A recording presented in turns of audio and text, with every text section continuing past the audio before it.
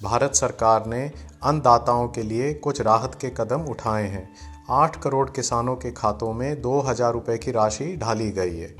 गृह मंत्रालय ने एक नोटिफिकेशन जारी किया है जिससे जो किसान को जो कठिनाइयां आ रही थी अपनी फसल कटाई करने के लिए या अपनी फसल को मंडी तक ले जाने के लिए या मंडियां जो बंद थी उनको खोलने के लिए, उन सब चीज़ों का इसमें जिक्र है। और मुझे उम्मीद है कि ये नोटिफिकेशन जो आया है ये हर स्टेट गवर्नमेंट या लोकल गवर्नमेंट इसको अपने अपने क्षेत्र में लागू करेगी। आज के दिन खेतों में गेहूं का कटाई का काम जोर पे है और क्योंकि गेहूं केंद्र सरकार मिनिमम सपोर्ट प्राइस पे खरीदती है तो किसान इसको काटते ही केंद्र सरकार को बेचने के लिए मंडियों में लेके आता है। और यही समय है जब कोरोना वायरस को रोकने की कोशिश की जा रही है और जब ज़्यादा किसान मंडियों में आएंगे तो कोरोना वायरस के फैलने का और भी खतरा बनेगा।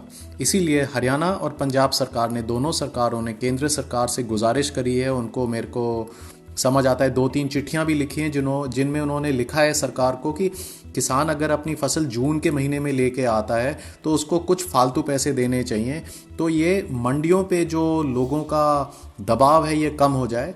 परंतु ये उम्मीद है कि सरकार इस पे कोई ना कोई कार्रवाई करेगी। आज तक केंद्र सरकार ने इस पे कोई जवाब नहीं दिया है। जो महामारी के कारण लॉकडाउन करना पड़ा और लॉकडाउन के कारण जो किसानों को कठिनाइयां आ रही हैं, उस कठिनाई से राहत दिलाने के लिए मेरी केंद्र सरकार से यही गुजारिश है कि वो हर इन 15 करोड़ खातों में, जिसमें किसान खुद आ जाते हैं और किसान मजदूर भी आ जाते हैं, इन सब के खातों में 5-5 हज़ार रुपये सरकार को तुरंत डाल देने चाहिए।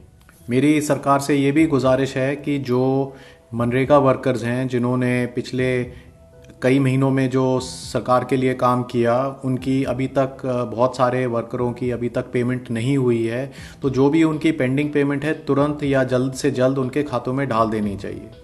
सरकार का कानून कहता है कि मनरेगा में मांगने पे 100 दिन का काम सरकार देगी, परंतु हकीकत में सरकार 45 से 50 दिन तक का ही काम एक व्यक्ति को दे सकती है। तो मेरी सरकार से गुजारिश ये भी है कि हर मनरेगा वर्कर जिसने पिछले साल काम किया है उसके खाते में 30 दिन की एडवांस में उसकी वेजेस डाल देनी चाहिए कि अगले 1 साल में जब वो काम करेगा तो वो 30 दिन की जो उसको आप तनख्वाह फालतू दे रहे हो उसमें एडजस्ट हो सकती है। इससे भी किसान को और छोटे किसानों को या जो मजदूरी कर रहे हैं उनको राहत मिलेगी। जिन किसानों ने क्रॉप लोन लिया हुआ है, जो फसल के लिए कोई ब्याज पे पैसा लिया हुआ है, तो बैंकों को पिछले 1 साल का उसका ब्याज माफ़ कर देना चाहिए और उसके लोन की रीस्ट्रक्चरिंग करने के लिए भी मैं सरकार से गुजारिश करूंगा। किसानों को कई तरीके से ये लॉकडाउन के कारण नुकसान हुआ है। अगर अपने देखते हैं सबसे पहले कि जो किसान गाय भैंस पालते थे या जो कोऑपरेटिव्स थी या मिल्क इंडस्ट्री थी, इन सबको भी नुकसान हुआ है क्योंकि एकदम शहर से जो दूध की जो डिमांड थी या जो दूध की मांग थी वो एकदम ठप हो गई और कोई दूध खरीदने के लिए तैयार नहीं था। इससे उन किसानों को बहुत नुकसान हुआ है। रेस्टोरेंट बंद होने से इससे भी बहुत नुकसान हुआ है।